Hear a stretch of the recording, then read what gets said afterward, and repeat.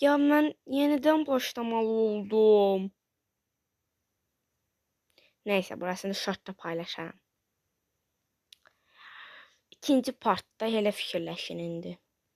Ayda mən qəsdən eləmədim. Orada reklam gəldi deyə dayandırdım. Ya ona görə də video dayandı birdən. İndi mən sizə boss'u necə keçməyi öyrədəcəm. Aha, keçdik.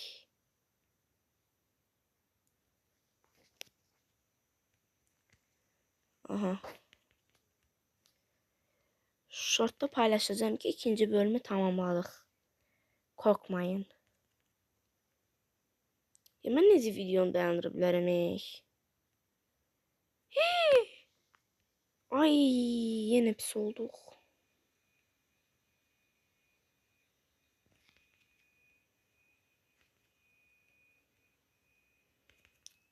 Aha. Yine üstünden geçtik.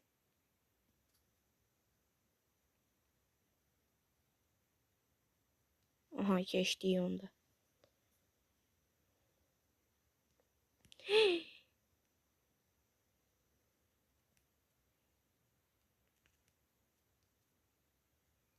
Bayaktan yine öldürdü. Öldüm, yine öldüm. Ay, bir canım kaldı. Ay, nereye düşecek ha? Buradan zehirlem git. Ay.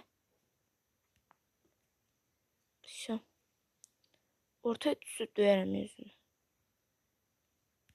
Ya bilirdim mi? Olan yere düşürmüşüm. Şaşırtmak lazım. Ah lelele ah lelas. Aha, düşmedi, üstüme düşmedi. Ay sen şükürler olsun Allah. Öldürdük. Yes be. Yes be. Yeniden gelmez umarımdır. Yani ancak üstünüzden kesecek. Üstünden geçmeyen ne var iyi. İki tane canı kaldı. Şimdi gel üstümüze göre. Aha. Son canımız da artık. Bölümü bitiriyoruz. Bitti. Bölümümüz bitti. Bitti. Aha, gördünüz böyle partladı. Ama arkada karanlık fabrika var. Hala oranı keçmeliyik. Ama bunu artık gelen bölümde keçəcəyik. Bölümün sonuna geldik.